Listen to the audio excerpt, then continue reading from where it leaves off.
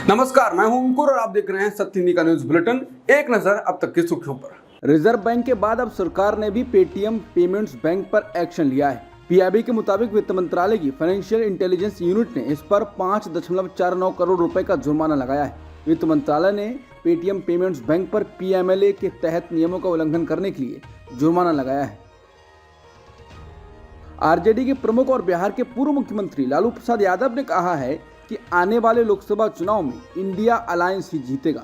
BBC से बात करते हुए उन्होंने कहा कि लोग समझ रहे थे कि इंडिया अलायंस बिखर गया है, लेकिन यह अलायंस अब फिर अपने स्वरूप में आ रहा है। उन्होंने बीजेपी की जीत को लेकर किए जा रहे दावे को खारिज करते हुए कहा कि मीडिया तो बिल्कुल डरपोक है। लालू प्रसाद यादव ने कहा कि सब मीडिया बिका हुआ है, मोदी सिर्फ उनके मन में है, लेकिन इस बार मोदी नहीं आएंगे। मैं फोरकास्ट करता हूँ, मोदी नहीं आएंगे, इंडिया ही जीतेगा। इंडिया गठबंधन में सीट शेयरिंग को लेकर अब तस्वीर साफ हो रही है। वहीं एनडीए में खलबली मची हुई है। बिहार में एनडीए के भीतर लोजपा रामविलास के राष्ट्रीय अध्यक्ष चिराग पासवान की राजनीतिक दिशा अभी तय नहीं हो पाई है। ना तो एनडीए के रणनीतिकारों ने सीट शेयरिंग का मसला हल किया और ना ही चिराग पासवान ये तय कर पाए हैं कि वो हाजीपुर लोकसभा से चुनाव लड़ेंगे या जमुई लोकसभा से। कुल मिलाकर पेच चाचा पशुपति पारस और भतीजे चिराग पासवान की जिद में फंसा है। चिराग पासवान एक तो खुद द्वंद्व में फंसे हैं, दूसरा एनडीए के रणनीतिकार भी सीटों को लेकर कुछ स्पष्ट नहीं कर रहे हैं। चिराग पासवान का लोचा ये है कि वो जमुई में जनता के प्रिय बने हुए हैं और हाजीपुर से उन्हें अपने पिता का कर्तव्य बोध और उनकी कर्मभूमि उन्हें आवाज दे रही है। उधर पशुपति पारस हाजीपुर से अलग ही बिगुल फूंक चुके हैं। भाजपा भी इस मसले पर अभी गंभीर नहीं है। सूत्र बताते हैं कि भाजपा नेतृत्व वो स्थितियां पैदा करने में लगी है कि उनका पारिवारिक विवाद खुद सुलझ जाए। महाराष्ट्र में इंडिया गठबंधन ने सीट शेयरिंग पर समझौता कर लिया है। इसकी घोषणा भी 24 घंटे के अंदर हो सकती है। सूत्रों ने कहा कि पूर्व मुख्यमंत्री उद्धव ठाकरे के नेतृत्व वाला शिवसेना गुट 48 लोकसभा सीटों में से 20 पर चुनाव लड़ेगा, तो वहीं कांग्रेस 18 सीटों पर चुनाव लड़ेगी और शरद पवार के नेतृत्व वाली एनसीपी 10 सीटों पर चुनाव लड़ेगी। वंचित बहुजन आघाड़ी ने भी 5 सीटों की मांग की थी। अब उसे शिवसेना यूबीटी के हिस्से से 2 सीटें मिलेंगी और निर्दलीय उम्मीदवार राजू शेट्टी को शरद पवार की एनसीपी समर्थन करेगी। News broadcasting and digital standard authority यानी एनबीडीएसए ने 3 टीवी चैनलों पर नफरत से भरे शो दिखाने के लिए कार्रवाई की है। इसमें चर्चित न्यूज एंकर अमीश देवगन, अमन चोपड़ा और सुधीर चौधरी के शो भी शामिल हैं। इन पर श्रद्धा वालकर मर्डर केस पर दिखाए गए शो के लिए कार्रवाई की गई है। एनबीडीएसए ने इस मामले में समाचार चैनल आज तक को चेतावनी जारी की है। टाइम्स ऑफ भारत पर 1 लाख रुपए और न्यूज 18 इंडिया पर 50,000 रुपए का जुर्माना लगाया है। इसके साथ ही तीनों चैनलों को आपत्तिजनक कार्यक्रमों के ऑनलाइन अपलोड को 7 दिनों के भीतर हटाने का निर्देश दिया है। एनबीडीएसए के अध्यक्ष और सुप्रीम कोर्ट के पूर्व जस्टिस AK सीकरी ने कहा कि हर अंतरधार्मिक विवाह को लव जिहाद कहना गलत है। उन्होंने समाज में नफरत फैलाने और सांप्रदायिक सौहार्द खत्म करने वाले टीवी शो चलाने के लिए इन तीनों टीवी चैनलों पर कार्रवाई के आदेश दिए हैं। ज्ञानवापी मामला अब सुप्रीम कोर्ट पहुंच गया है। अब सुप्रीम कोर्ट ने इलाहाबाद हाई कोर्ट के खिलाफ ज्ञानवापी मस्जिद समिति की याचिका पर सुनवाई करने के लिए सहमति दे दी है। अब हाई कोर्ट के आदेश के खिलाफ सुप्रीम कोर्ट में सुनवाई होगी। मुस्लिम पक्षकारों ने इलाहाबाद हाई कोर्ट के उस फैसले को सुप्रीम कोर्ट में चुनौती दी है जिसमें स्वामित्व की मांग वाली मुस्लिम पक्ष की 5 याचिकाएं खारिज कर दी गई थी। मुस्लिम पक्ष का कहना था कि पूजा स्थल अधिनियम 1991 में इलाहाबाद हाई कोर्ट का हस्तक्षेप ठीक नहीं है। कांग्रेस नेता कन्हैया कुमार ने कहा है कि रूस में भारतीय नौजवानों को बंधक बनाकर रखा गया है क्योंकि अपने देश में नौजवानों के लिए मृतकाल चल रहा है। यदि मोदी सरकार हर साल 2 करोड़ नौकरियां देती तो नौजवानों को विदेश ना जाना पड़ता। रूस के पास स्थायी सेना नहीं है, वहां सेना कॉन्ट्रैक्ट पर चलती है। जैसे अब देश में अग्निवीर का मॉडल लाया गया है। गुजरात का एक नौजवान सिविलियन वर्क के लिए रूस गया, जहां उसकी मौत हो गई है। इस संवेदनशील मुद्दों पर चारों तरफ चुप्पी है। एक महत्वपूर्ण घटनाक्रम में गुजरात हाईकोर्ट के मुख्य न्यायाधीश ने कहा कि मंदिर निर्माण में कभी कभी भावनात्मक ब्लैकमेल और भूमि हड़पना शामिल होता है। टाइम्स ऑफ इंडिया की रिपोर्ट के मुताबिक एक टाउन प्लानिंग योजना के तहत सार्वजनिक सड़क बनाने के लिए एक मंदिर को तोड़ने से बचाने की स्थानीय लोगों की अपील के जवाब में गुजरात हाईकोर्ट के मुख्य न्यायाधीश ने कहा कि इस तरह लोग भावनात्मक रूप से सभी को ब्लैकमेल करते हैं। मुख्य न्यायाधीश सुनीता अग्रवाल ने कहा कि भारत में मंदिर का निर्माण सार्वजनिक भूमि पर कब्जा करने का एक और तरीका है। पीएम मोदी ने पश्चिम बंगाल के आरामबाग में शुक्रवार को एक रैली को संबोधित किया। इस रैली में पीएम मोदी ने संदेश खाली का मुद्दा उठाया है। इस बारे में पीएम मोदी ने कहा कि आज बंगाल की स्थिति पूरा देश देख रहा है। माँ, माटी, मानुष के ढोल पीटने वाली टीएमसी ने संदेश खाली की बहनों के साथ जो किया है वो देखकर पूरा देश दुखी है, आक्रोशित है। मैं कह सकता हूँ कि राजा राम मोहन राय की आत्मा जहाँ कहीं भी होगी, इन लोगों के कारनामों को देखकर अत्यंत दुखी हुई होगी, क्योंकि इन लोगों ने संदेश खाली में जो किया, राजा राम मोहन राय की आत्मा आज रोती होगी। पीएम मोदी ने संदेश खाली का जिक्र करते हुए बोला कि कांग्रेस और इंडी गठबंधन के लिए भ्रष्टाचारियों, परिवारवादियों और तुष्टीकरण करने वालों का साथ देना, यही एक काम बचा है। यही उनके लिए सबसे बड़ा काम है। टीएमसी ने बंगाल में अपराध और भ्रष्टाचार का एक नया मॉडल पैदा कर दिया है। पीएम ने आगे कहा कि आज बंगाल की जनता यहाँ के मुख्यमंत्री दीदी से पूछ रही है कि क्या कुछ लोगों का वोट आपके लिए संदेश खाली की पीड़ित महिलाओं से भी ज़्यादा अहम हो गया है। पीएम मोदी ने कहा कि मुझे सबसे ज़्यादा हैरानी इंडी गठबंधन के बाकी नेताओं को देखकर होती है। इंडी गठबंधन के बड़े बड़े नेता संदेश खाली पर आंख, कान, मुंह सब बंद करके बैठे हैं। कोलकाता के राजभवन में प्रधानमंत्री मोदी और पश्चिम बंगाल की मुख्यमंत्री ममता बनर्जी की मुलाकात हुई। मोदी 2 दिन के दौरे पर शुक्रवार 1 मार्च की दोपहर बंगाल पहुंचे हैं। मुलाकात को लेकर मुख्यमंत्री बनर्जी ने कहा, ये एक प्रोटोकॉल है कि अगर राष्ट्रपति या प्रधानमंत्री का दौरा होता है तो सीएम को उनसे मिलना होता है। हिमाचल प्रदेश में कांग्रेस की मुश्किलें अभी खत्म नहीं हुई हैं। राज्यसभा चुनाव में अपने 6 विधायकों द्वारा क्रॉस वोटिंग के बाद कांग्रेस पर पैदा हुए संकट को टालने के एक दिन बाद भी कई घटनाक्रम ऐसे घटे हैं जो कांग्रेस के लिए खतरे के संकेत हैं। पार्टी सांसद और राज्य प्रमुख प्रतिभा सिंह बीजेपी की तारीफ कर रही हैं और उधर बागी 6 विधायकों ने बैठक की है। तो क्या सच में कांग्रेस का संकट खत्म हो गया है? प्रतिभा सिंह ने कहा है कि कांग्रेस की तुलना में भाजपा का सभी निर्वाचन क्षेत्रों में काम बेहतर रहा है। उन्होंने कहा कि कांग्रेस में अभी बहुत कुछ किया जाना बाकी है। एक सांसद के रूप में मैं अपने निर्वाचन क्षेत्र का दौरा करती रहती हूँ और स्थानीय लोगों से बातचीत करने पर और उनकी समस्याओं को हल करने का प्रयास करती हूँ। उनकी प्रतिक्रिया से मुझे समझ में आया कि भाजपा का कामकाज हमसे बेहतर रहा है।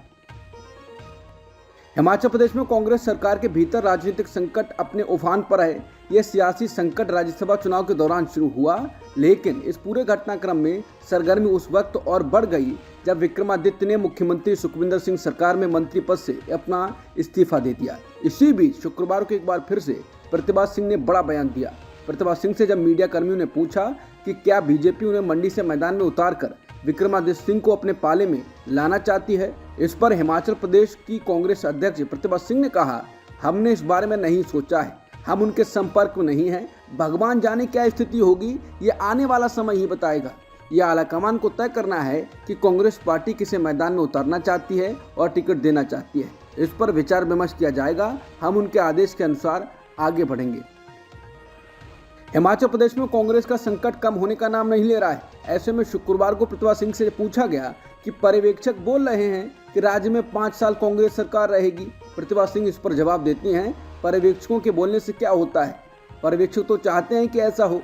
अब लोग क्या चाहते हैं ये बोलना अभी कठिन है। बीजेपी में जाने के सवाल पर प्रतिभा सिंह कहती हैं, हमारा तो सारा जीवन कांग्रेस में ही बीता, हम तो कांग्रेस से ही जुड़े रहे, हमारे परिवार ने कांग्रेस से शुरुआत की। कल की स्थिति में क्या होता है मैं उस पर कुछ नहीं कह सकती। हिमाचल प्रदेश में कांग्रेस की वरिष्ठ नेता प्रतिभा सिंह ने शुक्रवार सुबह बीजेपी की तारीफ की। इस बारे में हिमाचल प्रदेश में बतौर पर्यवेक्षक भेजे गए भूपेंद्र हुड्डा से सवाल पूछा गया। भूपेंद्र हुड्डा ने कहा, प्रतिभा सिंह हमारी वरिष्ठ नेता हैं, पार्टी के अध्यक्ष हैं, उनसे पूछिए जो उन्होंने कहा है, अपनी अपनी बात है। मुझे आपका कुछ अच्छा लगे तो क्या मैं उसे पहन लूंगा। वो बोले, छोटे छोटे मतभेद होते हैं, मजबूती के साथ इकट्ठे चुनाव लड़ेंगे।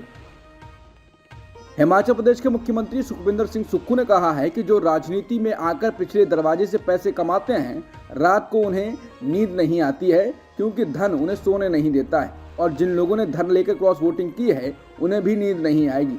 सुक्खू ने कहा कि हमें कुर्सी से ज़्यादा जनता की सेवा से मोह है। हम यहाँ कुर्सी के लिए नहीं आए हैं, आपकी सेवा के लिए आए हैं। बिहार के भभुआ से आरजेडी के विधायक भरत बिंद बीजेपी में शामिल हो गए हैं। समाचार एजेंसी एएनआई से बातचीत में उन्होंने कहा, मेरी इच्छा थी इसलिए हम आए हैं। जब उनसे रिपोर्टर ने इस सवाल किया कि क्या उनको लगता है कि तेजस्वी यादव आरजेडी को ठीक से नहीं चला पा रहे हैं, तो उन्होंने कहा, सब लोग ठीक से चला रहे हैं। वहीं ये पूछे जाने पर कि ऐसा क्या अच्छा लगा बीजेपी में जो उन्होंने पार्टी बदल दी, तो उनका कहना था कि उन्हें नीतियां अच्छी लगी, इसमें विश्वास रखते हैं, इसलिए आ गए। बता दें, नीतीश कुमार के महागठबंधन से निकलकर एनडीए में शामिल होने के बाद से आरजेडी की 5 और कांग्रेस के 2 विधायक बीजेपी में शामिल हो चुके हैं। प्रधानमंत्री मोदी ने शुक्रवार को झारखंड के धनबाद में चुनावी बिगुल बजाते हुए कहा कि एनडीए आगामी लोकसभा चुनाव में 400 सीटें जीतेगा, क्योंकि देश मोदी की गारंटी पर भरोसा कर रहा है। उन्होंने विपक्षी इंडिया गुट पर जल जीवन मिशन और आवास योजनाओं के लागू होने में बाधाएं पैदा करने का भी आरोप लगाया।